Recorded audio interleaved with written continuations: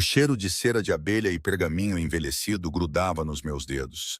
Eu pousava com cuidado o último conjunto de ferramentas de restauração. Mais um dia de 12 horas no laboratório de conservação dos arquivos metropolitanos. Mais uma pilha de cartas salvas do esquecimento.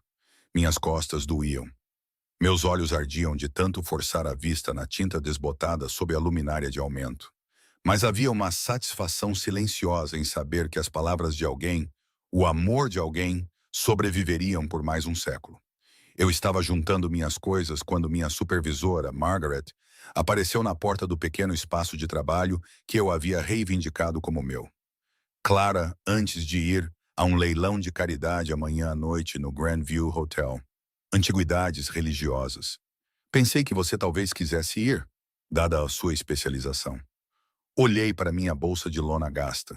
Calculei mentalmente os US$ 43 que me restavam até o pagamento da próxima sexta-feira. Entre os remédios da vovó Vera e o custo crescente da casa de repouso dela, leilões de caridade não estavam exatamente no meu orçamento. Vou pensar a respeito, eu disse, forçando um sorriso. O olhar compreensivo de Margaret me disse que ela entendia. É por uma boa causa.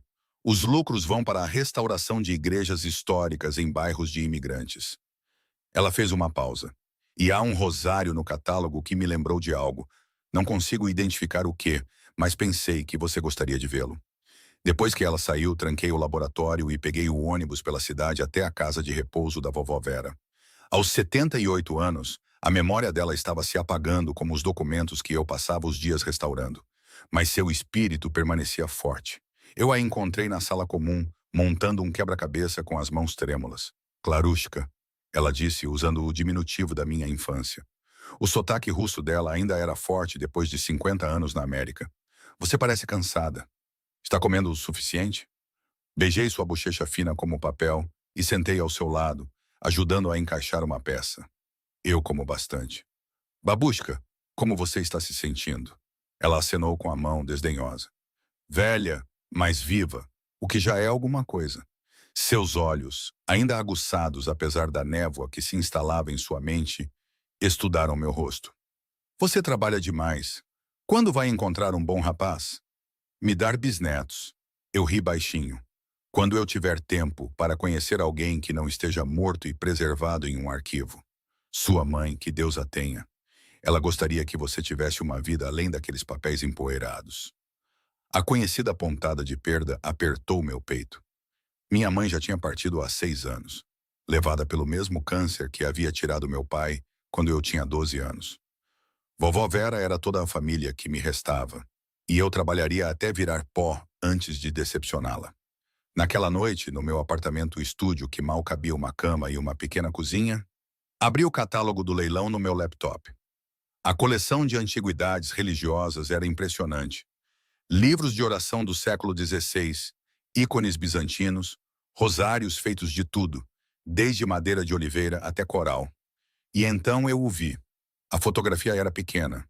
O item estava listado simplesmente como lote 47, rosário de madrepérola, por volta da década de 1950, de origem do leste europeu. Mas eu o reconheci imediatamente. As contas distintas esculpidas à mão, cada uma ligeiramente irregular. O tom particular de iridescência. O delicado crucifixo de prata com seu trabalho de filigrana único. Meu coração começou a bater forte enquanto eu ia até o arquivo onde guardava cópias de projetos de restauração particularmente memoráveis. 3 meses atrás, eu havia trabalhado em uma coleção de cartas. Dezenas delas, todas escritas em russo, nunca enviadas. Elas foram descobertas na venda dos bens de uma senhora idosa, e a sociedade histórica me contratou para preservá-las e traduzi-las. As cartas eram de uma mãe para seu filho. Cartas lindas e comoventes, abrangendo 15 anos. Cada uma expressando amor, arrependimento, anseio por reconciliação. Ela escrevia sobre sua família, a imigração da Rússia, as dificuldades e alegrias. E em várias cartas, ela mencionava um rosário. O rosário de sua mãe, feito de madrepérola, com o qual ela rezava todas as noites, pedindo a Deus para proteger seu filho e trazê-lo para casa. O nome do filho era Andrei. Peguei o arquivo e encontrei as fotografias que tirei das cartas para meus registros. Lá, em uma delas, uma referência desbotada. Eu guardo o rosário da sua avó em segurança, Andreusha, aquele com as contas que parecem luar. Quando você voltar para mim, eu o darei a você, assim como ela o deu a mim. A mulher havia morrido antes de enviar as cartas. A coleção foi doada anonimamente, e eu nunca soube o que aconteceu com seu filho ou por que eles estavam afastados. Mas agora, o rosário dela estava sendo leiloado, prestes a ser espalhado pelo mundo, como tantas relíquias de famílias desfeitas que eu encontrava no meu trabalho. Olhei para minha conta bancária. $217. Os lances no leilão começavam em 50 para a maioria dos itens. Se eu fosse cuidadosa, se não comesse fora, se economizasse em todo o resto, eu poderia ir, pelo menos para tentar. A voz da vovó Vera ecoou em minha mente. Algumas coisas valem mais do que dinheiro, Clarushka. Algumas coisas são questões da alma. Na noite seguinte, eu estava do lado de fora do Grandview Hotel, no meu único vestido bom. Um simples vestido azul marinho que comprei de segunda mão para o funeral da minha mãe e não usava desde então. O saguão brilhava com lustres. Estava cheio de pessoas cujas joias provavelmente custavam mais do que eu ganhava em um ano. Apertei minha pequena bolsa e tentei não me sentir como uma impostora. A sala do leilão era elegante, com cadeiras dispostas em fileiras organizadas diante de uma plataforma elevada. Escolhi um lugar perto do fundo, estudando a multidão. Eram pessoas acostumadas a gastar dinheiro em coisas bonitas, em pedaços de história que exibiriam em suas casas e depois esqueceriam. Eu me perguntava se algum deles sentia o peso das histórias por trás desses objetos. As mãos que os seguraram, as orações sussurradas sobre eles. O leiloeiro, um homem distinto na casa dos 60 anos, subiu ao pódio e iniciou os trabalhos. Os itens eram vendidos rapidamente. Livros de oração por centenas, ícones por milhares. Eu observava, meu estômago se revirando a cada lote que passava. Então, o lote 47 foi apresentado, exibido em uma almofada de veludo sob as luzes. As contas de madrepérola pareciam brilhar por dentro, cada uma capturando a luz e refletindo-a em suaves arco-íris. Lote 47, anunciou o leiloeiro. Um lindo rosário antigo, madrepérola e prata, artesanato do leste europeu. Começaremos os lances em $50. Uma placa se ergueu imediatamente. 50, 75. Outra voz gritou. Minha mão tremeu quando levantei minha própria placa. 100. As pessoas se viraram para mim, me avaliando. Uma mulher com diamantes levantou sua placa. 150. Pensei nas cartas, no amor desesperado de uma mãe, nas orações feitas sobre aquelas contas por um filho que nunca voltou para casa. 200. A sala ficou em silêncio. A mulher com diamantes hesitou, depois baixou a placa com um aceno desdenhoso. Como se eu tivesse estragado a diversão por me importar demais. 200, dou-lhe uma, disse o leiloeiro. Dou-lhe duas, vendido para a jovem no fundo. Fiquei sentada, paralisada, enquanto a realidade me atingia. Eu tinha acabado de gastar quase todos os dólares que tinha em um rosário que não era meu. Para um homem que eu nunca conheci, por causa de cartas que haviam partido meu coração meses atrás. Depois que o leilão terminou, aproximei-me da mesa de pagamento com as mãos trêmulas. Meu cartão mal cobria o total com os impostos. A funcionária me entregou uma pequena caixa de veludo contendo o rosário. Bela peça, ela disse. Herança de família. Algo assim, respondi baixinho. Eu estava indo em direção à saída quando um homem parou no meu caminho. Ele era alto, de ombros largos, vestido com um terno preto perfeitamente cortado que gritava dinheiro e poder.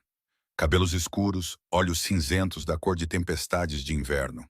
Um rosto que poderia ter sido bonito, se não fosse pela dureza gravada em cada linha. Ele se movia com a graça controlada de alguém acostumado a comandar. A ser obedecido sem questionar. Com licença, eu disse, tentando contorná-lo. Sua mão se estendeu, não me agarrando, mas bloqueando meu caminho. O rosário que você acabou de comprar. Onde você o encontrou? Eu pisquei, surpresa com a intensidade em sua voz. A emoção mal contida sob seu exterior controlado. Eu o comprei no leilão, agora mesmo. Eu sei disso. O sotaque dele era leve, mas inconfundível. Russo, como o da vovó Vera, como o das cartas. Quero dizer, como você soube dele? Por que você o comprou? Meus dedos se apertaram protetoramente ao redor da caixa de veludo. Isso é da minha conta. Tudo neste prédio é da minha conta, ele disse baixinho, de forma perigosa. Eu organizei este leilão. Aquele rosário fazia parte de uma coleção doada. E eu quero saber por que você gastou um dinheiro que claramente não tem, em algo que não deveria significar nada para você. O calor inundou minhas bochechas, vergonha e raiva se misturando igualmente. Como ele ousa presumir? Como ele ousa julgar? Você não sabe nada sobre mim. Eu sei que você está usando um vestido que foi ajustado 2 vezes para servir, que seus sapatos são de segunda mão, que você contou o seu dinheiro 3 vezes antes de dar o lance, e que você está segurando essa caixa como se contivesse algo precioso. Seus olhos perfuraram os meus. Então, vou perguntar de novo. Por quê? Por um momento, considerei mentir, passar por ele, guardar minhas razões para mim.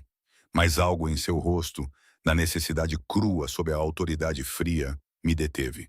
Porque alguém precisa devolvê-lo a você, André. Eu disse baixinho. A cor sumiu do rosto dele. Sua mão, ainda erguida entre nós, começou a tremer. Como você me chamou? Abri a caixa de veludo e estendi o rosário.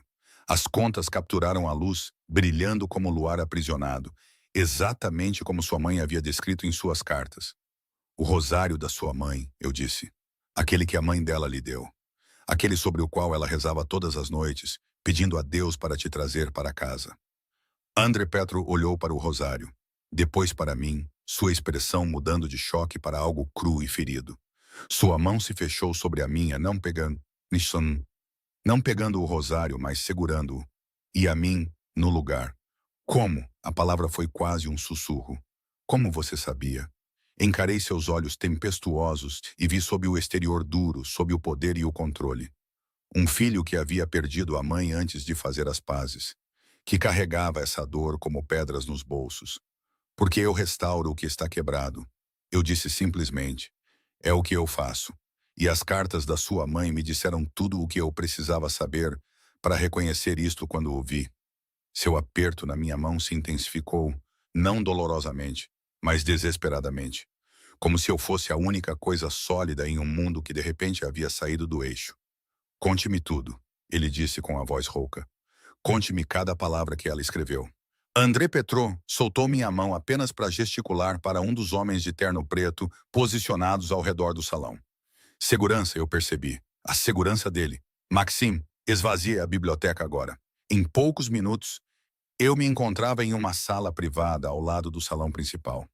Uma biblioteca masculina com estantes do chão ao teto, poltronas de couro e uma lareira que crepitava com chamas reais.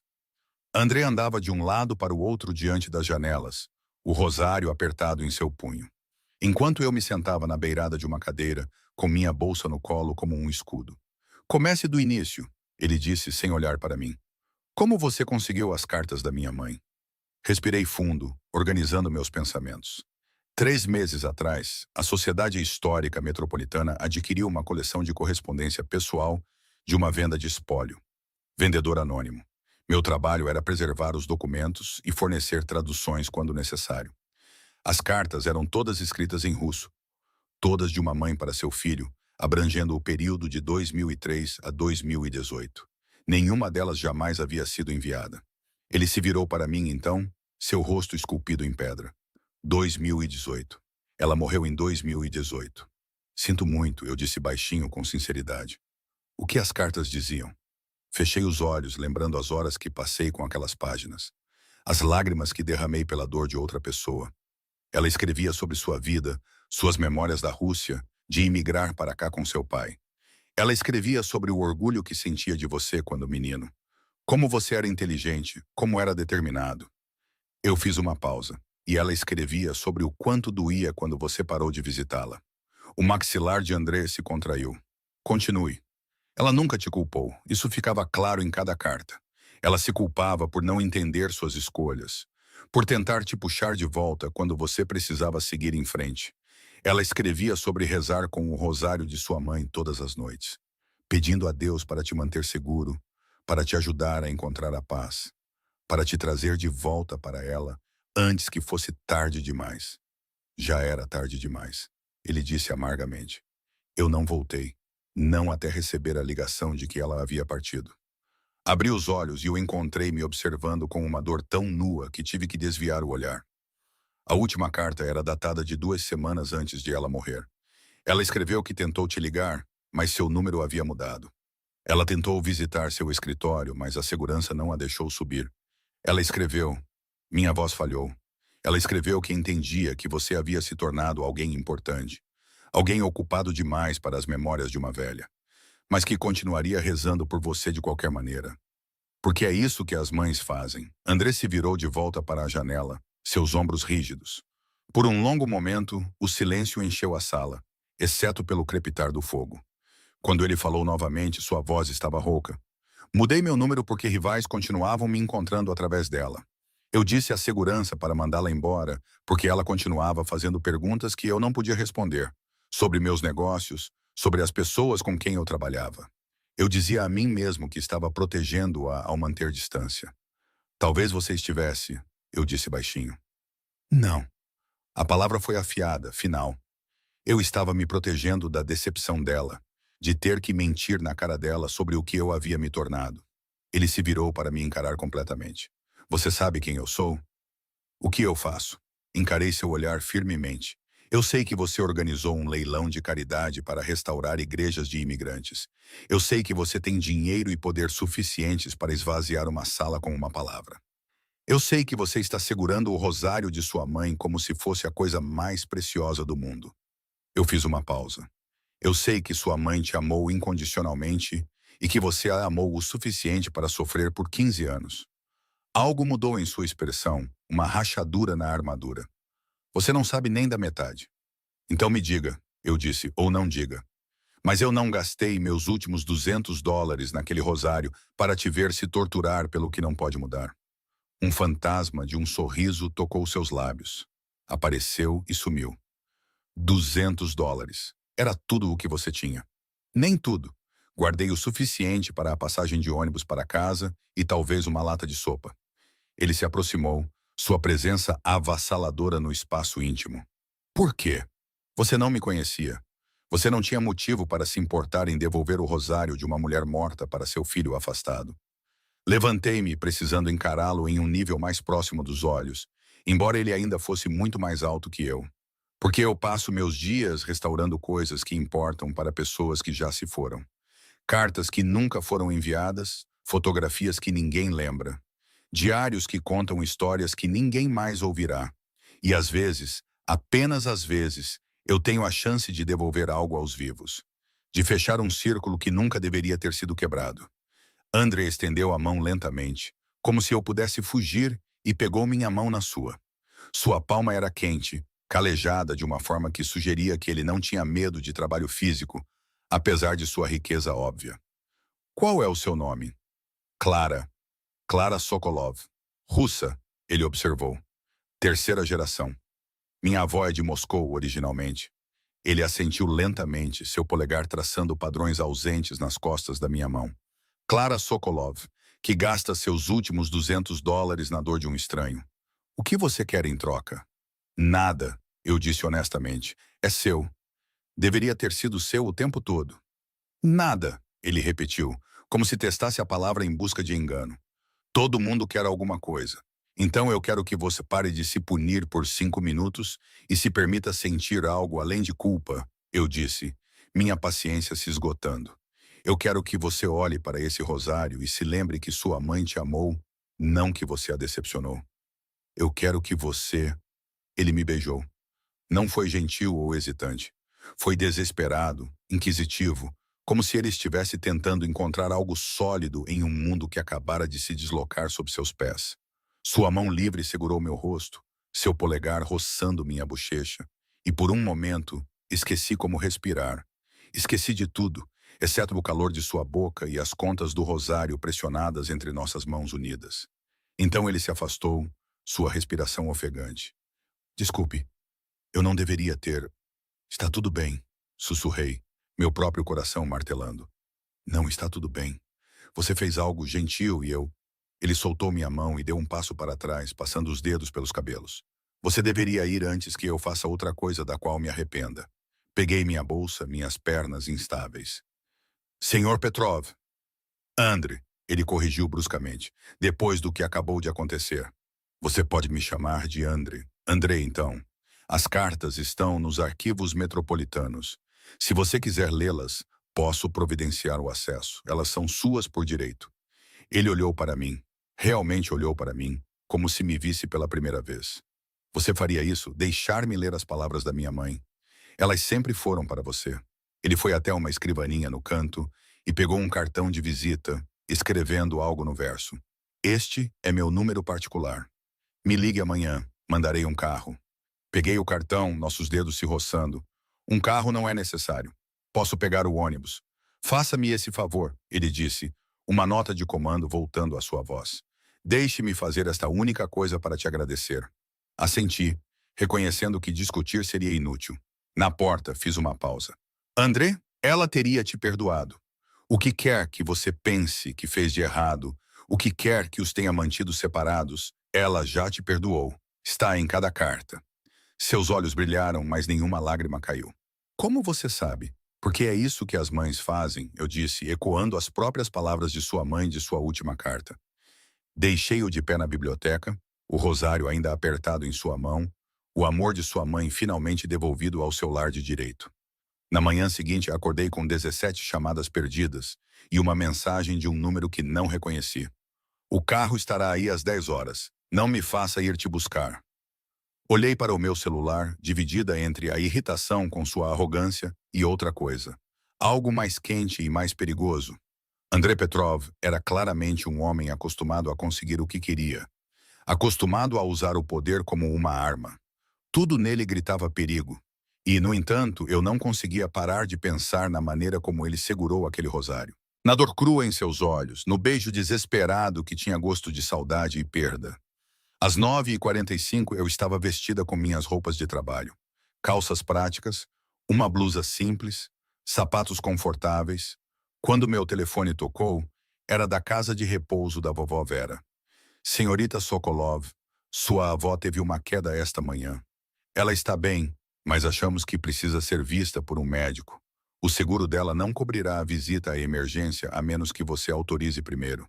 E meu coração afundou. Eu havia colocado a coparticipação no meu cartão de crédito no mês passado, estourando o limite. O pagamento deste mês só venceria na sexta-feira, mas eu não tinha fundos para cobrir outra visita de emergência. Quanto? Perguntei, embora já soubesse que a resposta seria mais do que eu tinha. $75 de coparticipação, mais qualquer tratamento adicional.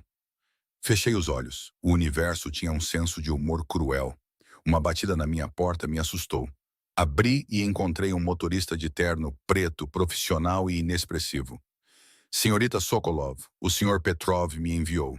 Preciso de 5 minutos, eu disse, minha mente correndo por cálculos impossíveis. O motorista assentiu e recuou educadamente. Voltei ao meu telefone. Estarei aí o mais rápido que puder. Diga à vovó Vera que estou a caminho. Peguei minha bolsa e o arquivo com as cópias das cartas. Meu coração pesado com a certeza de que teria que cancelar com André. Teria que explicar que a vida real havia se intrometido em qualquer estranha conexão que havíamos formado na noite anterior. No carro, peguei o cartão de André e disquei seu número particular. Ele atendeu no primeiro toque. Já está com dúvidas? Sua voz era seca, quase divertida. Minha avó caiu. Preciso ir para a clínica de emergência. Sinto muito, mas tenho que cancelar. Silêncio, então. Qual clínica? Santa Catarina, Eu sei onde é. Fique no carro. Estamos indo para lá agora. André, não posso te pedir para... Você não pediu. Estou oferecendo. Sua avó suavizou um pouco. Sua avó é tudo o que você tem. Eu entendo o que isso significa. 20 minutos depois, o carro parou em frente a Santa Catarina. Encontrei a vovó Vera na sala de espera, com o pulso envolto em uma bandagem elástica. Parecia mais irritada do que machucada. Clarushka, que alvoroço por nada. Ela resmungou em russo. Eu escorreguei no chão molhado. Sou velha, não de vidro. Abracei-a com cuidado, o alívio me inundando. Deixe-me ver. Antes que eu pudesse ir até o balcão de check-in, André entrou pela porta. À luz do dia, ele era ainda mais imponente. O terno caro, a presença dominante, a maneira como as pessoas automaticamente saíam de seu caminho. Ele veio direto até nós, seu olhar avaliando a vovó Vera com a eficiência de alguém acostumado a analisar situações rapidamente. Então ele fez algo que eu não esperava.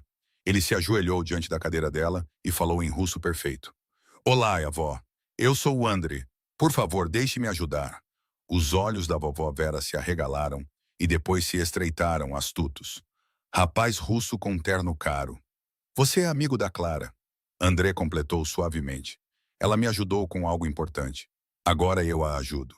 Antes que eu pudesse protestar, ele já havia falado com a recepção. E a vovó Vera estava sendo levada para fazer raios-x, toda a papelada e pagamento misteriosamente resolvidos. Fiquei na sala de espera, dividida entre gratidão e inquietação. Quando o André voltou para o meu lado, eu disse baixinho, não posso deixar você pagar por isso. Já está feito. Então eu te pagarei cada centavo. Ele me estudou com aqueles olhos cinzentos de tempestade. Se te faz sentir melhor acreditar nisso, tudo bem. Mas eu não quero o seu dinheiro, Clara. Então, o que você quer? As palavras saíram mais ásperas do que eu pretendia. Ele estendeu a mão e colocou uma mecha de cabelo atrás da minha orelha, o gesto dolorosamente gentil. Eu quero ler as cartas da minha mãe. Quero que você me mostre o que salvou dela. E então ele fez uma pausa, o maxilar se contraindo. Então eu quero descobrir por que uma mulher que mal me conhece gastaria seu último dólar nas orações de uma mulher morta. Porque algumas coisas importam mais do que dinheiro, eu disse, ecoando as palavras da vovó Vera. Sim, ele concordou suavemente. Elas importam. E estou começando a pensar que você é uma delas. O pulso da vovó Vera estava apenas torcido, não quebrado. Uma pequena misericórdia pela qual agradeci a Deus enquanto o motorista de André nos levava de volta para a casa de repouso dela. Ela cochilou no meu ombro no banco de trás, o analgésico a deixando sonolenta. Enquanto André sentava à nossa frente, sua presença preenchendo o espaço confinado.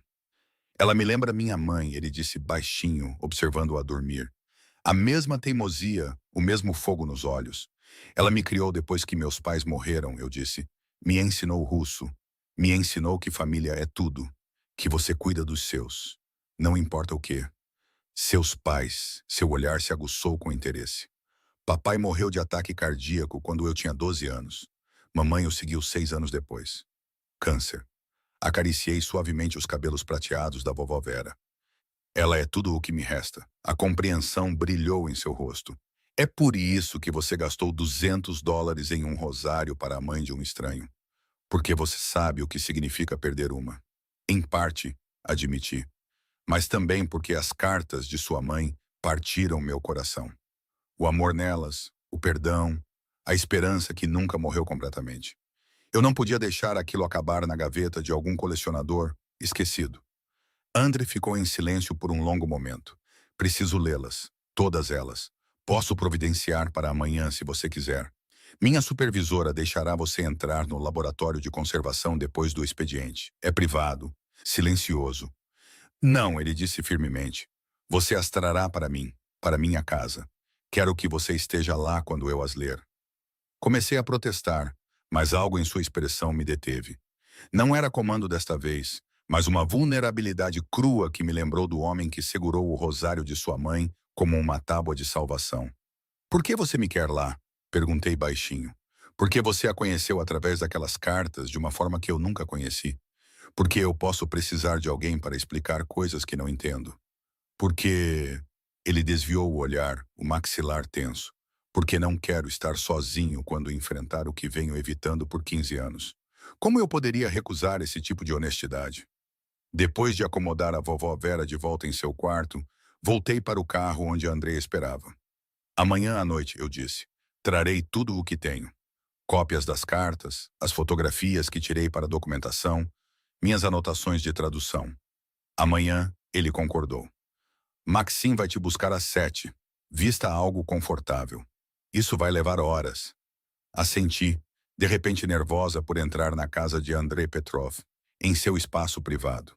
Tudo nele sugeria perigo, poder, segredos que eu não tinha o direito de saber. Mas eu já havia me comprometido, já havia me permitido me importar com sua dor. Naquela noite, deitada em minha cama estreita, pensei na maneira como ele me beijou. na maneira como se ajoelhou diante da vovó Vera e falou em russo como um neto oferecendo respeito. Quem era Andrei Petrov? De verdade? A figura imponente que esvaziava salas com uma palavra? Ou o filho enlutado que segurou o rosário de sua mãe com as mãos trêmulas?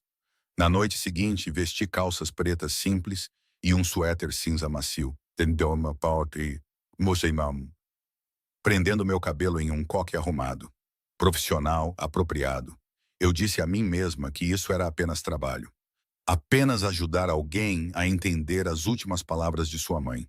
O beijo na biblioteca havia sido uma aberração, um momento de emoção que não significava nada. Maxime chegou exatamente às 7 horas no mesmo sedã preto. Dirigimos pela cidade enquanto o crepúsculo caía, passando pelo centro cintilante, em direção a um bairro mais antigo de elegantes casas geminadas e ruas arborizadas. O carro parou em frente a uma casa de pedra restaurada, sua fachada uma mistura perfeita de detalhes históricos e segurança moderna. André abriu a porta antes que eu pudesse bater. Ele havia trocado o terno por calças escuras e um suéter de carvão que enfatizava a largura de seus ombros. Seu cabelo estava ligeiramente úmido, como se tivesse acabado de tomar banho, e sentia o cheiro de sândalo e algo unicamente dele. Clara, ele disse, meu nome um murmúrio baixo. Entre! O interior me tirou o fôlego. Onde eu esperava um minimalismo frio ou uma riqueza ostensiva, encontrei calor. Pisos de madeira cobertos com tapetes persas. Estantes embutidas cheias de volumes que mostravam sinais de terem sido realmente lidos. Móveis confortáveis dispostos ao redor de uma lareira.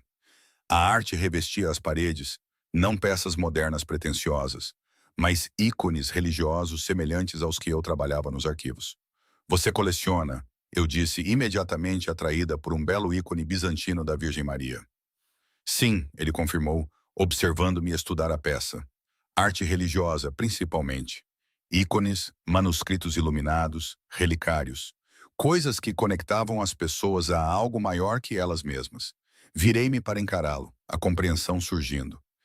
É por isso que você organizou o leilão. Não foi apenas caridade. Não, ele concordou. Foi penitência. Minha mãe era devota. Ela acreditava que a beleza a serviço da fé poderia redimir até os piores pecados. Sua boca se torceu amargamente. Ainda estou testando essa teoria. Coloquei minha bolsa na mesa de centro e retirei a pasta com as cartas. Estas são cópias. As originais estão em armazenamento climatizado nos arquivos. Pensei que seria mais fácil se você pudesse segurá-las, marcá-las se quisesse. André pegou a pasta com as duas mãos, como se contivesse algo frágil além da medida. Ele se sentou no sofá, abrindo-a lentamente. Sentei-me ao seu lado, perto o suficiente para apontar detalhes, mas dando-lhe espaço para absorver as palavras. A primeira carta era datada de 15 de março de 2003. A caligrafia de sua mãe era elegante, antiquada, o cursivo russo fluindo pela página em tinta azul escura. Meu querido Andreusha. André leu em voz alta, sua voz rouca. Faz 6 meses que não te vejo. Seu pai estaria orgulhoso do seu sucesso, mas acho que ele também se preocuparia, como eu, que você está esquecendo quem é na busca de quem deseja se tornar. Ele parou, engolindo em seco. Eu esperei, em silêncio. Ela sabia, ele disse baixinho. Mesmo naquela época, ela sabia que eu estava mudando, me tornando outra pessoa. Ela te amava de qualquer maneira, apontei gentilmente. Leia essa próxima parte, ele continuou, hesitante no início, depois com firmeza crescente.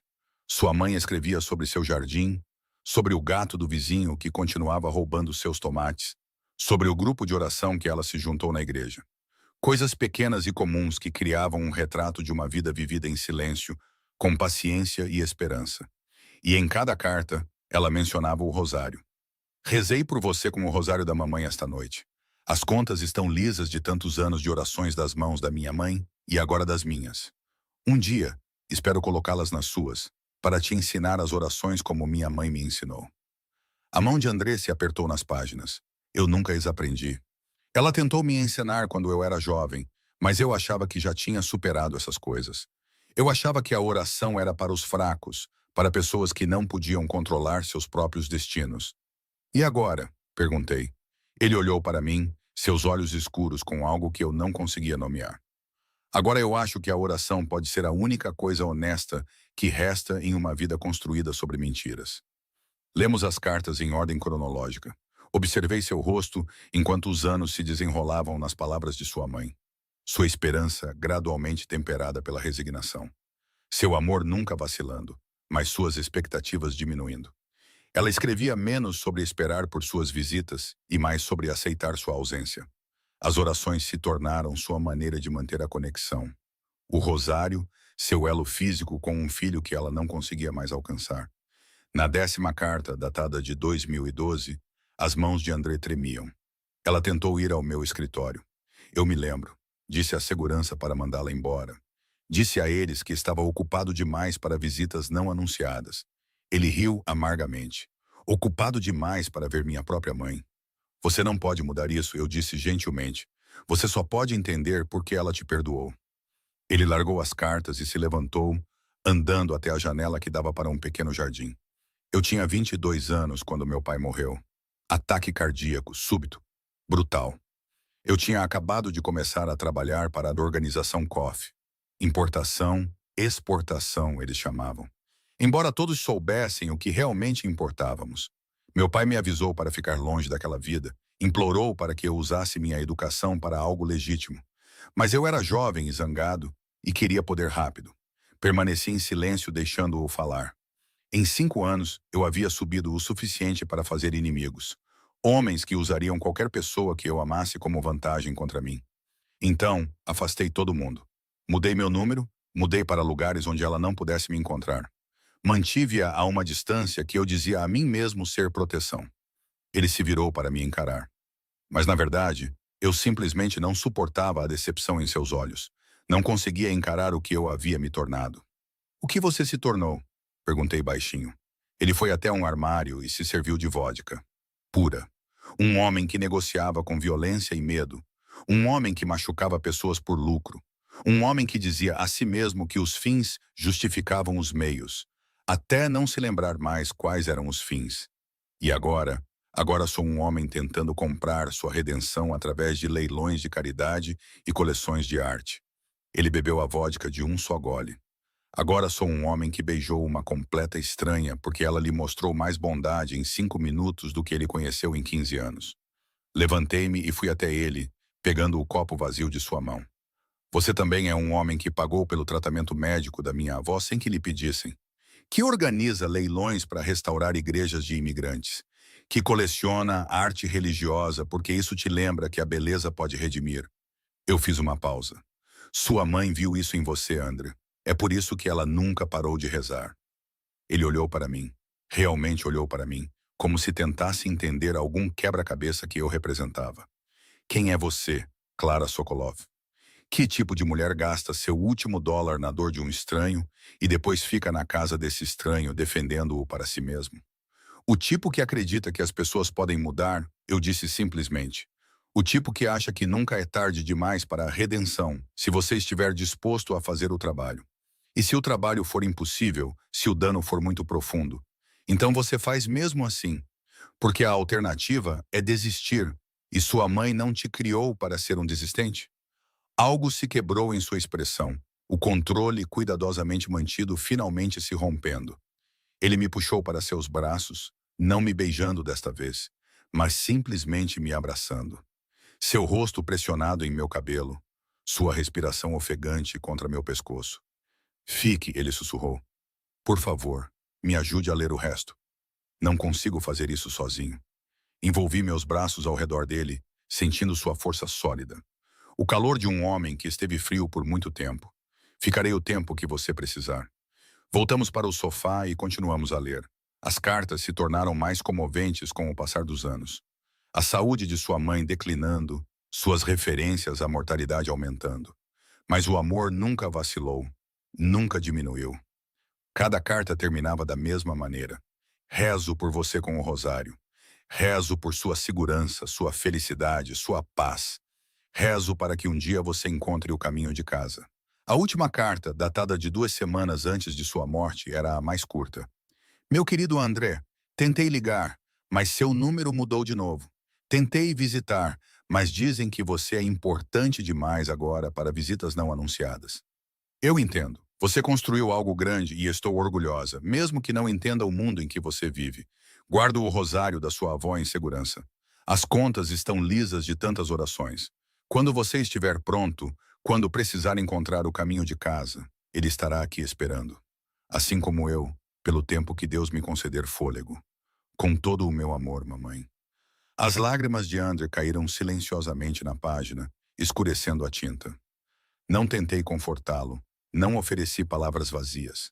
Algumas dores precisam ser sentidas plenamente, completamente, antes que a cura possa começar. Quando ele finalmente levantou o olhar, seus olhos estavam avermelhados, mas claros. Ela morreu sozinha em um hospital. Recebi a ligação do padre dela. Quando cheguei, ela já tinha partido. O rosário estava em suas mãos. E então? Perguntei gentilmente. Então eu organizei um funeral, paguei por tudo, fiquei ao lado de seu túmulo e não senti nada. Porque eu tinha me tornado muito bom em não sentir nada. Ele enxugou os olhos bruscamente. A venda do espólio foi feita por advogados. Eu nunca fui à casa. Nunca olhei suas coisas. Não consegui encarar a vida que abandonei. Mas você guardou o rosário. O padre me deu no funeral. Disse que ela queria que eu ficasse com ele. Eu o coloquei em uma gaveta e tentei esquecer.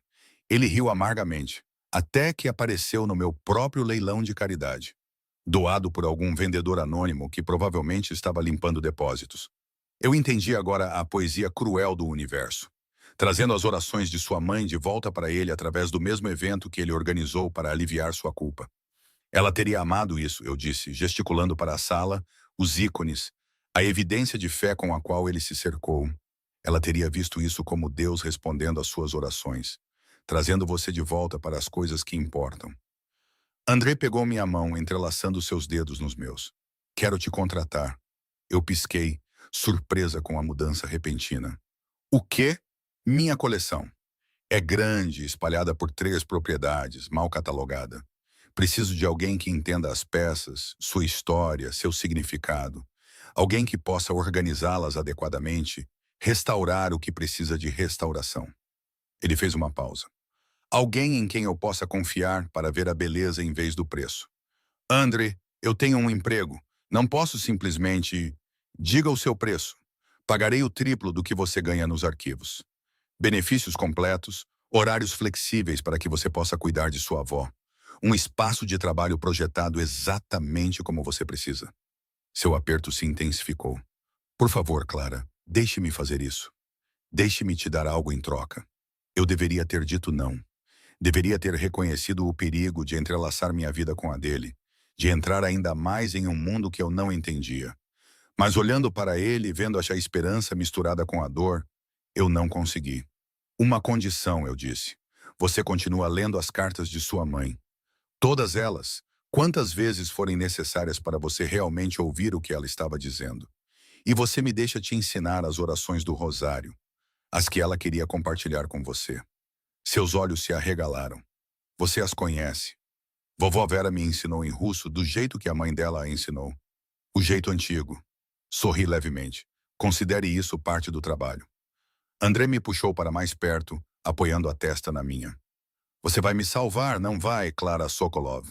Não, sussurrei. Vou te ajudar a se salvar. Há uma diferença. Ele me beijou então, suave e inquisitivo, e eu me deixei cair naquilo, nele. No calor perigoso de um homem que estava quebrado, mas lutando para se curar. Pedi demissão dos arquivos metropolitanos na semana seguinte.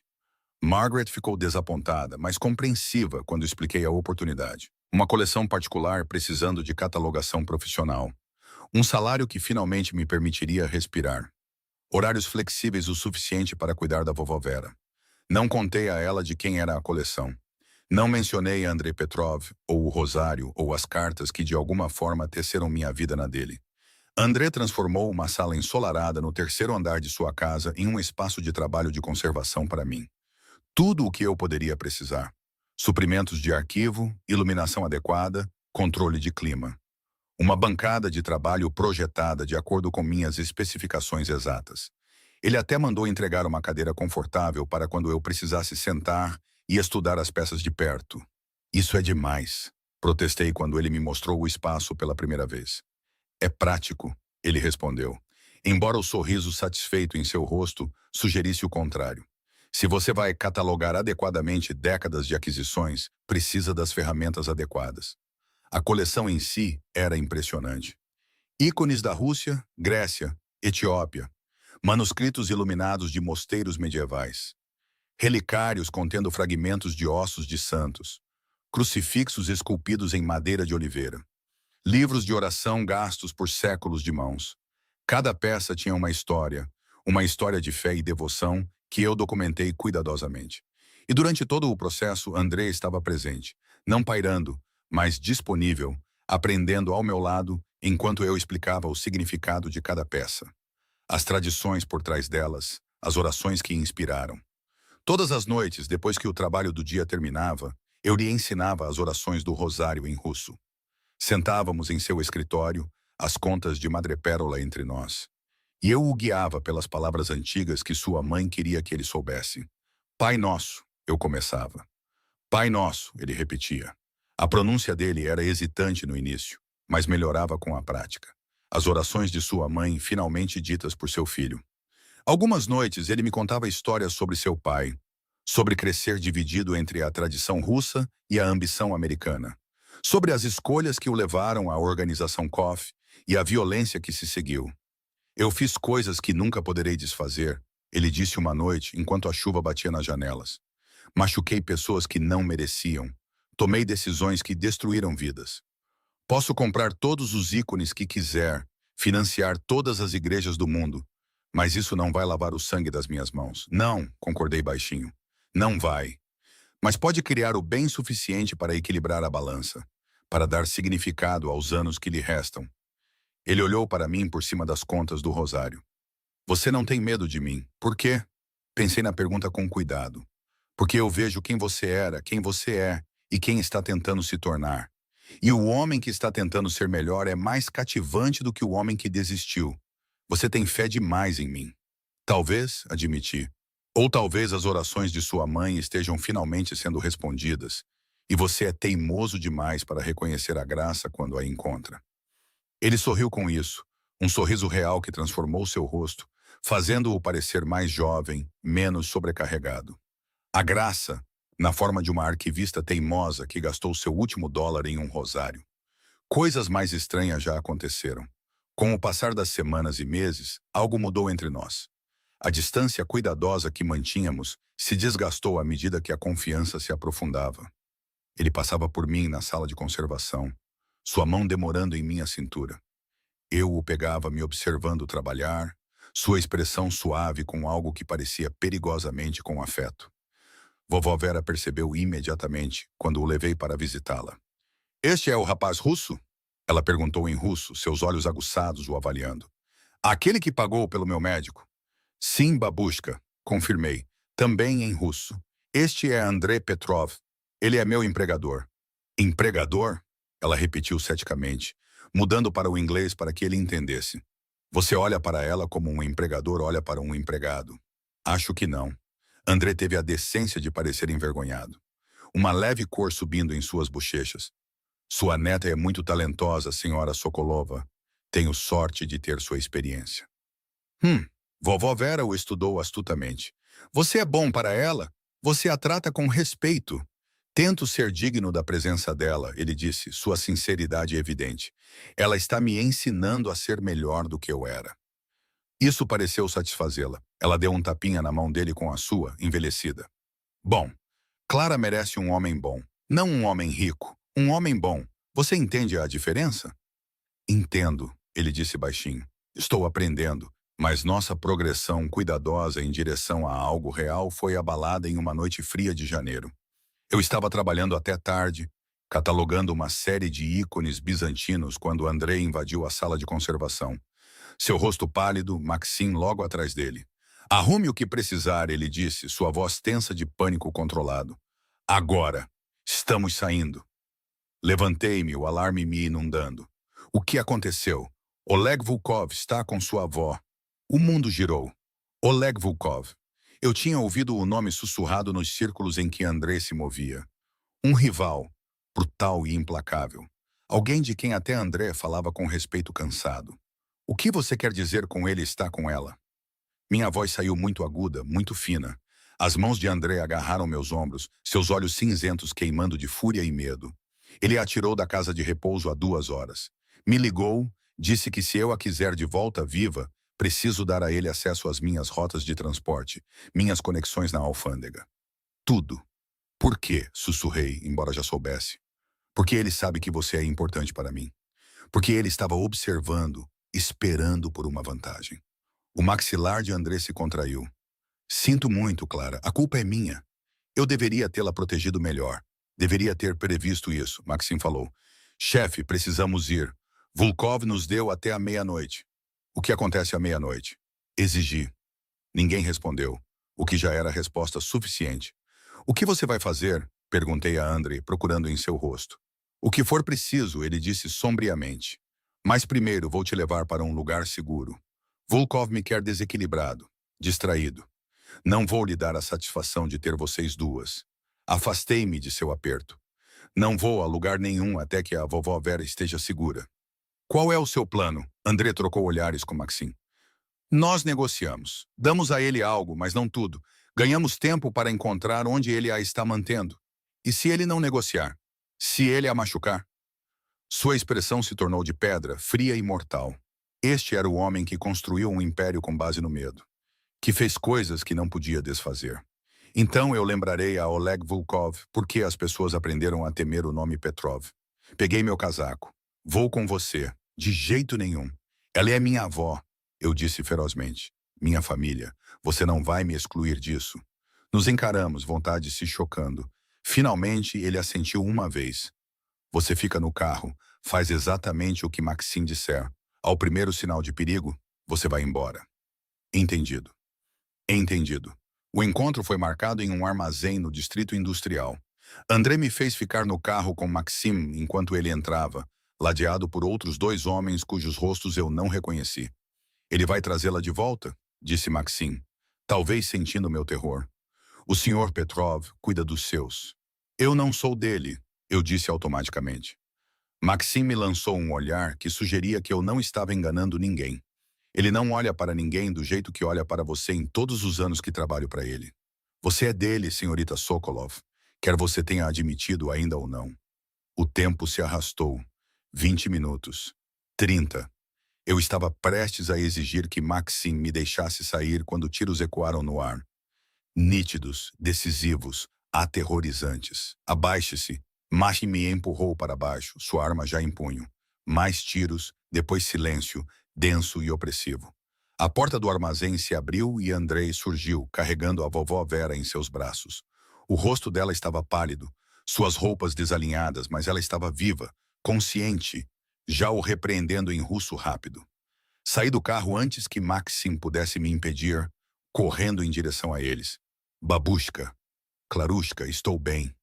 Estou bem, ela insistiu, embora suas mãos tremessem. Este rapaz tolo, ele causou tantos problemas. Atirou na perna de um daqueles homens terríveis. Você pode imaginar? André a transferiu gentilmente para meus braços. Seu rosto estava salpicado de sangue que rezei para não ser dele. Seus nós dos dedos estavam machucados e em carne viva. Ela está ferida? Exigi. Assustada, mas ilesa. Eles nunca a tocaram. Sabiam que não deviam danificar a mercadoria. Sua voz era fria, distante. O calor que eu passei a conhecer estava enterrado sob camadas de violência. E Volkov, ele pensará 2 vezes antes de usar velhinhas inocentes como vantagem. Ele se virou para Maxim. Leve as 2 para o esconderijo. Preciso terminar isso. Terminar o quê? Perguntei, mas ele já estava voltando para o armazém. Maxim pegou meu braço gentilmente. Venha, senhorita Sokolov. Deixe-o fazer o que precisa ser feito. O que ele vai fazer? O que ele sempre fez, Maxim disse baixinho. O que ele jurou à sua avó que pararia de fazer. Mas por você, por ela, ele fará mais uma vez. O esconderijo era, na verdade, um apartamento de luxo em um prédio que André possuía, protegido por seus homens. Confortável, mas isolado. Vovó Vera adormeceu rapidamente depois que a examinei minuciosamente. Seu esgotamento finalmente superando a adrenalina. Sentei-me ao lado de sua cama, esperando por André, aterrorizada com o que ele poderia ter feito. O que ele poderia ter se tornado novamente no espaço de horas. Ele chegou perto do amanhecer, movendo-se silenciosamente para o quarto. O sangue havia sumido, lavado, mas o cansaço marcava seu rosto. Ele se sentou na cadeira ao meu lado sem falar. Diga-me, sussurrei. Volkov nunca mais ameaçará ninguém com quem me importo. Ele disse categoricamente. Eu me certifiquei disso. Como? Você não quer saber, Clara. Confie em mim. Mas eu peguei suas mãos machucadas, segurando-as gentilmente apesar dos nós dos dedos em carne viva. Sim, eu quero. Se vamos continuar com isso, seja lá o que for, preciso saber do que você é capaz. Ele olhou para mim, algo se quebrando em sua expressão. Entreguei tudo para a polícia. Nomes, contas, manifestos de embarque, conexões. Tudo o que Volkov queria e mais. O suficiente para desmantelar toda a operação dele e provavelmente a minha também. Ele riu amargamente. Troquei imunidade por informação. Proteção a testemunhas para sua avó, se ela quiser. Um rompimento total com a vida que construí com sangue e medo. Olhei para ele, atônita. Você... você destruiu tudo. Nem tudo, ele disse com a voz rouca. Eu mantive o que importava. Você, ela. A chance de me tornar alguém digno das orações que minha mãe desperdiçou comigo. Puxei-o para meus braços, sentindo-o tremer de exaustão, alívio e terror pelo que havia feito. Não acabou, ele sussurrou contra meu cabelo. A polícia vai querer testemunho. Os aliados de Volkov vão querer vingança. Meus próprios homens se sentirão traídos. Tudo o que construí vai desmoronar. Então construiremos algo novo, eu disse ferozmente. Algo limpo, algo de que sua mãe se orgulharia. Clara. Case-se comigo, interrompi, as palavras surpreendendo até a mim mesma. Ele se afastou, procurando em meu rosto. O quê? Case-se comigo. Não por causa desta noite, não porque você salvou a vovó Vera, mas porque em algum lugar entre um rosário e uma oração, eu me apaixonei por um homem tentando desesperadamente ser melhor do que era. E quero estar lá quando ele finalmente se tornar esse homem. André me beijou então, desesperadamente, suas mãos segurando meu rosto como se eu fosse algo precioso e frágil. Você é louca. Provavelmente, concordei. Isso é um sim? É uma promessa, ele disse, de ser digno de você, de fazer o trabalho, não importa o quão difícil seja, de construir a vida que minha mãe rezou para que eu encontrasse. Então sim, sussurrei. Sim para tudo isso. Os processos legais começaram 3 semanas depois. Andrei havia garantido imunidade em troca de seu testemunho contra Oleg Volkov e toda a rede de corrupção que sustentou ambas as organizações por décadas. Mas imunidade de processo não significava imunidade de consequências. A mídia desceu como abutres. Petrov vira testemunha do Estado. Príncipe da máfia trai império. As manchetes eram brutais, as fotografias piores. Andrei algemado para sua detenção inicial. Fotos granuladas de vigilância de reuniões que ele frequentou, transações que facilitou. Meu telefone tocava constantemente. Repórteres querendo comentários, colegas dos arquivos perguntando se eu estava segura. Perguntas preocupadas sobre meu julgamento em trabalhar para aquele homem. Apenas a vovó Vera permaneceu firme. Ele salvou minha vida, ela disse simplesmente quando a visitei. Agora em uma nova instalação com segurança, que André insistiu em ter. O que quer que ele tenha feito antes, ele está tentando ser bom agora. É isso que importa. André passou por tudo com determinação sombria. Ele vendeu suas propriedades, liquidou contas, estabeleceu fundos para a restituição às vítimas da organização de Volkov. Tudo o que ele construiu estava sendo desmantelado peça por peça, entregue voluntariamente. Não posso te dar a vida que prometi, ele disse uma noite, enquanto estávamos sentados no modesto apartamento para o qual ele se mudou. Sua coleção de ícones era o único luxo que restava. A casa de pedra se foi. Vendida para pagar acordos. Meus ativos estão congelados. Vou ser conhecido como o homem que traiu os seus. Você traiu criminosos, corrigi. Há uma diferença. Não para eles. Não para as pessoas que me consideravam um dos seus. Peguei suas mãos, agora com cicatrizes da luta para salvar a vovó Vera ainda cicatrizando. Então encontraremos novas pessoas, Construiremos uma nova comunidade. Uma que não exija dinheiro sujo para se manter. Ele me puxou para seu colo, enterrando o rosto em meu pescoço. Eu não te mereço. Provavelmente não, concordei, fazendo-o rir apesar de tudo. Mas você está preso a mim de qualquer maneira. O julgamento de Oleg Volkov começou em abril. André testemunhou por 3 dias, expondo a estrutura da organização, a corrupção de funcionários, a violência que a sustentava. Ele nunca vacilou, nunca tentou minimizar seu próprio papel, aceitando a responsabilidade por decisões que custaram vidas. Sentei-me no tribunal todos os dias. Vovó Vera ao meu lado, um lembrete visível do que André havia escolhido em vez da lealdade ao seu antigo mundo. O advogado de Volkov tentou destruir a credibilidade de André, pintando-o como um traidor, um mentiroso, alguém que se voltou contra os seus para se salvar. No terceiro dia, fui chamada para testemunhar.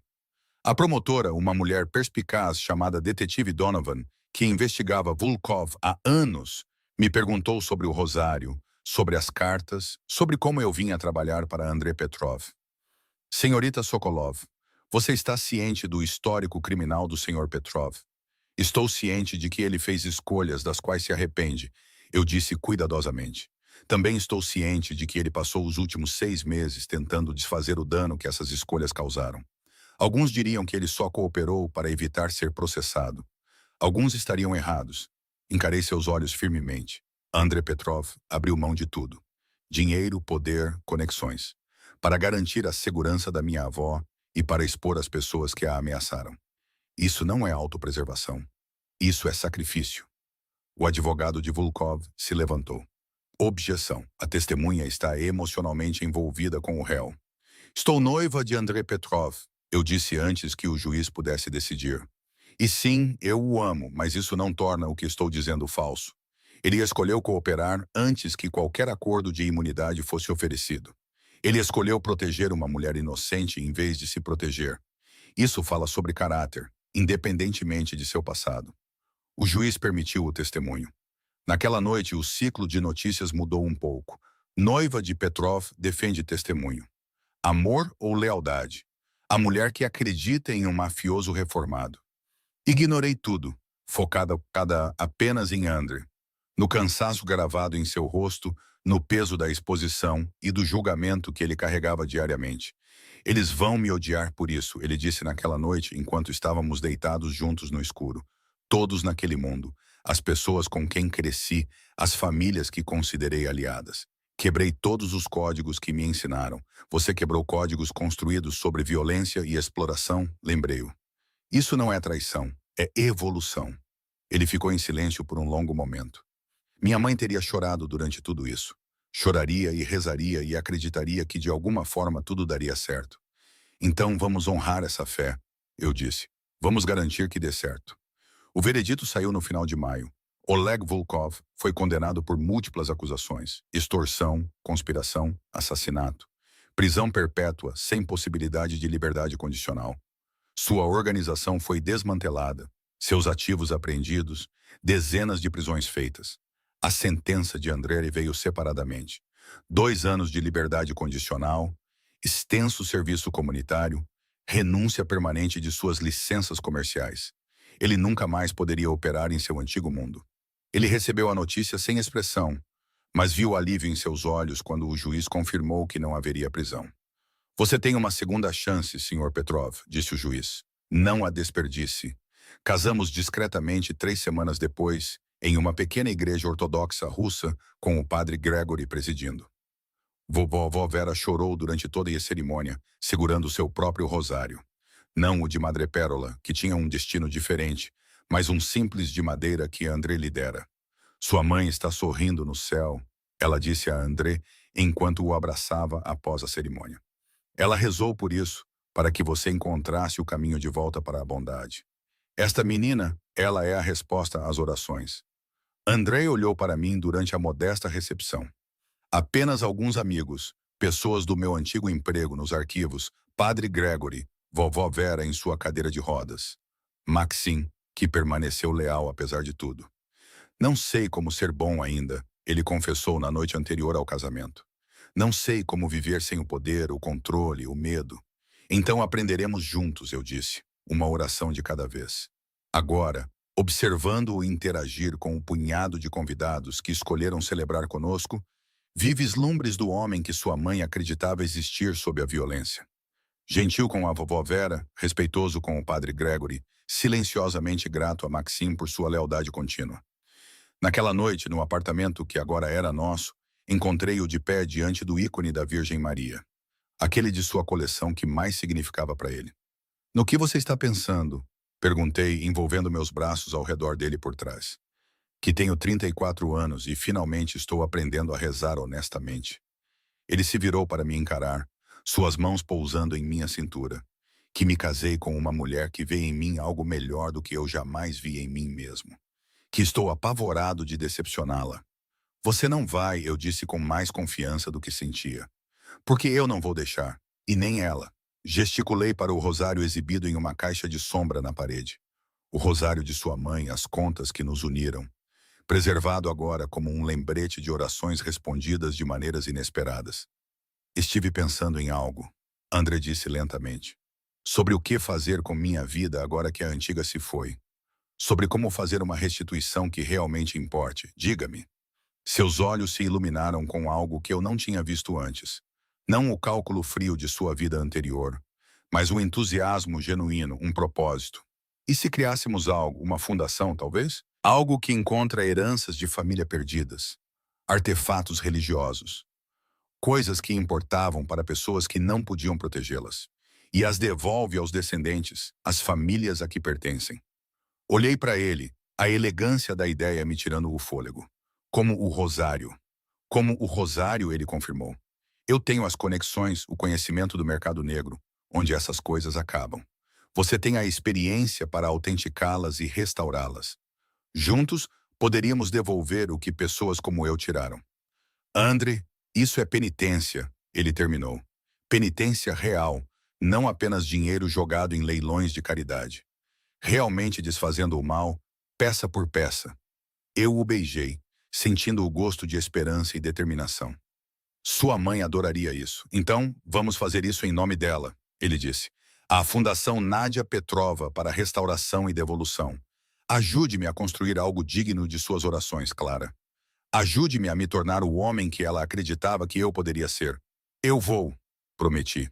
Nós vamos. 18 meses após nosso casamento, a Fundação Nádia Petrova abriu suas portas em um armazém convertido no Distrito Histórico.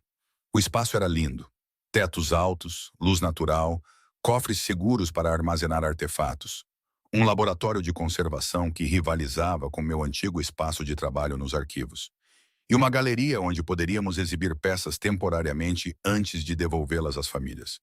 O trabalho era tudo o que André havia imaginado e mais. Usando seu conhecimento de como artefatos roubados se moviam pelos mercados clandestinos, combinado com minha experiência em restauração, já havíamos devolvido com sucesso 43 itens a seus legítimos proprietários em nosso primeiro ano. Um ícone roubado de uma família grega durante a Segunda Guerra Mundial, recuperado de uma coleção particular em Genebra. Um rolo da Torá que sobreviveu ao Holocausto, encontrado em uma venda de espólio e devolvido aos descendentes do rabino que o escondeu. Rosários, cruzes, livros de oração. Cada um, uma história de perda e recuperação, de orações finalmente respondidas. Mas a peça central de nossa fundação permanecia a mesma. No centro de nossa galeria, exibido em uma vitrine personalizada projetada para proteger e permitir a visualização completa, estava o rosário de madrepérola que nos uniu. Ao lado, uma placa com as palavras que eu disse a André naquela primeira noite. Porque alguém precisava devolver isto a você. E abaixo, uma adição na qual André insistiu. Em memória de Nádia Petrova, cujas orações construíram pontes através de anos de silêncio. Que possamos honrar sua fé devolvendo a outros o que foi perdido. A gala de abertura da fundação contou com uma mistura surpreendente de pessoas. A detetive Donovan, que se tornou uma aliada em nosso trabalho. O padre Gregory, que abençoou o espaço. Famílias que receberam heranças devolvidas e queriam expressar gratidão. Jornalistas documentando nosso trabalho. E até mesmo alguns dos antigos associados de André que escolheram caminhos legítimos depois que seu testemunho desmantelou suas organizações.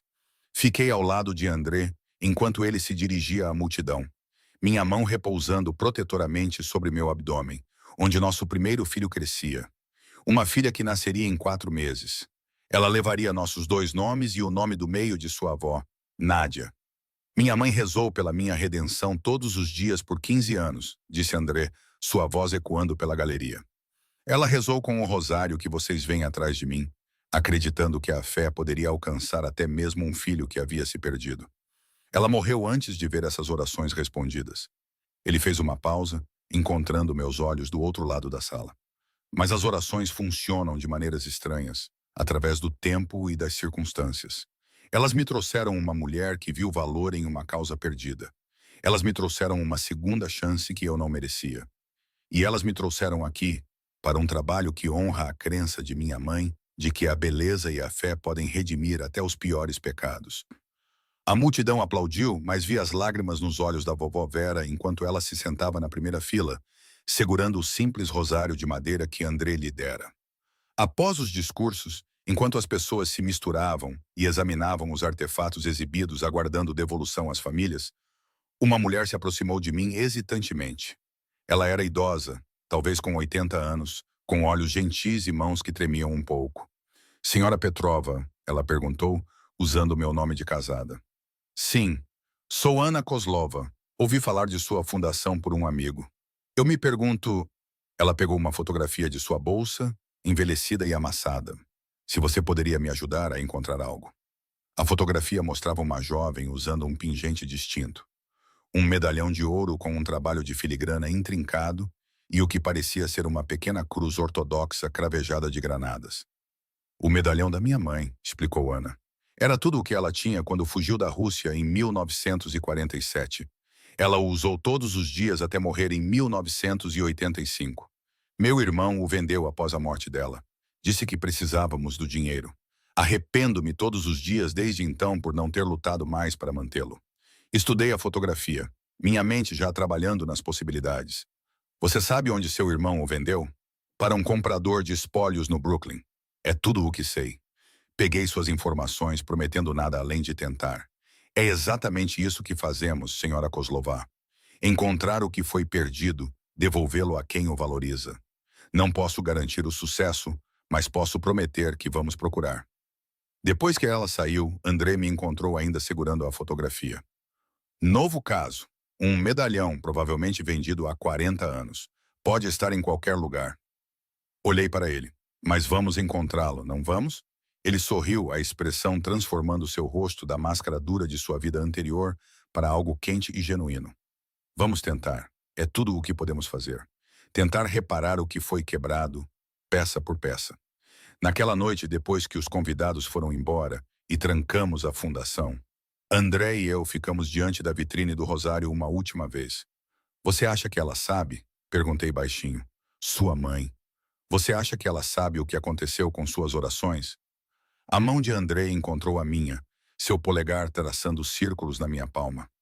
Acho que as orações não morrem quando a pessoa que reza morre. Acho que elas ecoam para o futuro, criando ondas que nem sempre podemos ver.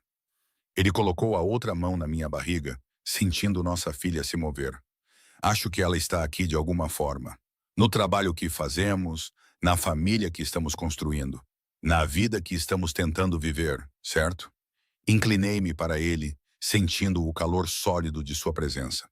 O homem que emergiu dos destroços de sua vida anterior como algo forjado no fogo. Leia para mim, eu disse, das cartas dela.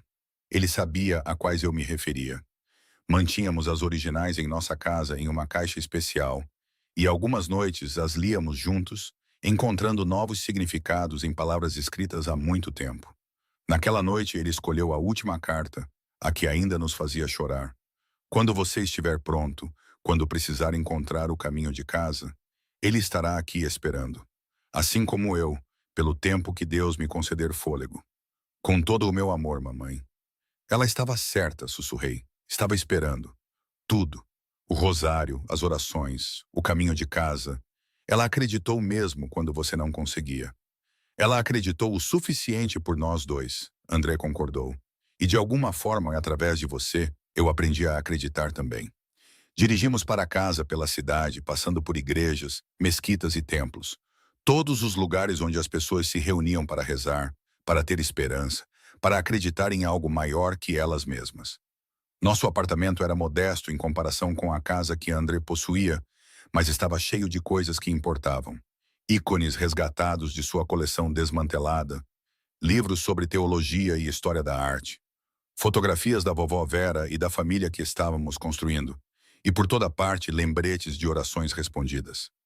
Naquela noite, enquanto nos preparávamos para dormir, André pegou o simples rosário que guardava em sua mesa de cabeceira, não o de madrepérola, que agora pertencia à fundação e à memória de sua mãe, mas um novo, de madeira de oliveira esculpida à mão de Jerusalém, que o padre Gregory havia abençoado. Ensine-me as orações de novo, ele disse, como fazia em algumas noites quando o peso de seu passado o pressionava demais. Acomodei-me ao seu lado, nossos dedos se entrelaçando ao redor das contas. Pai nosso que estais nos céus. Rezamos juntos em russo, a língua de sua mãe, da vovó Vera, de uma herança que nenhum de nós queria perder. Rezamos por orientação, por força, pelas famílias que servíamos, por nossa filha, que nasceria em um mundo diferente daquele que André conheceu. Quando terminamos, André me puxou para perto, sua mão repousando sobre o movimento constante de nossa filha. Eu te amo, Clara Petrova, ele disse, por ver quem eu poderia me tornar quando eu mesmo não conseguia ver, por acreditar em orações e milagres e segundas chances, por me dar um motivo para ser melhor a cada dia. Eu também te amo, sussurrei, por fazer o trabalho mesmo quando é difícil, por honrar a fé de sua mãe vivendo-a, por escolher a redenção em vez da resignação. Nossa filha chutou forte e insistente, como se concordasse com nós dois. O que devemos contar a ela sobre sua avó Nádia? André perguntou. Sobre as orações que nos uniram. Sorri na escuridão. Contaremos a verdade. Que sua avó era uma mulher de fé extraordinária. Que ela rezou por seu filho com contas que pareciam luar. Que seu amor atravessou anos e silêncio e a própria morte para unir duas pessoas que precisavam uma da outra. Que as orações funcionam de maneiras misteriosas, construindo pontes que nem sempre podemos ver. E que a mãe dela gastou seus últimos $200 no rosário de uma mulher morta porque algumas coisas importam mais do que dinheiro. André acrescentou, o humor aquecendo sua voz. Isso também, concordei rindo. Adormecemos assim, abraçados um ao outro e a nossa filha ainda não nascida, sob ícones de santos que também lutaram, falharam e encontraram a redenção. Em um apartamento cheio de conforto modesto, em vez de luxo, mas rico em propósito. A fundação abriria novamente amanhã. Haveria famílias esperando, artefatos para autenticar, buscas para conduzir, orações para honrar através da ação. Mas esta noite havia apenas nós, duas pessoas que se encontraram através das circunstâncias mais improváveis, construindo uma vida com base na fé e no perdão, e na crença teimosa de que coisas quebradas poderiam ser consertadas. Na caixa de sombra na parede do nosso quarto, iluminado por uma pequena lâmpada que nunca se apagava, o rosário de madrepérola que André me dera da coleção da fundação brilhava suavemente. Não o rosário de sua mãe, mas um semelhante. Um que recuperamos e devolvemos a uma família no Queens que chorou de gratidão.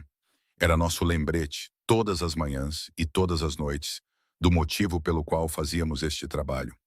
Do que as orações poderiam realizar. De como as coisas perdidas poderiam encontrar o caminho de casa. E em algum lugar, gosto de imaginar, Nádia Petrova sorriu, assentiu e sussurrou outra oração. Desta vez de gratidão por respostas que ela nunca viveu para ver, mas sempre acreditou que viriam. Porque é isso que as mães fazem. Elas rezam, elas acreditam, elas seguram a fé como contas entre os dedos, lisas pelo uso, quentes pelas mãos. Brilhando com a luz de um amor que nunca morre, elas rezam até que as orações sejam respondidas. E às vezes, milagrosamente, elas são.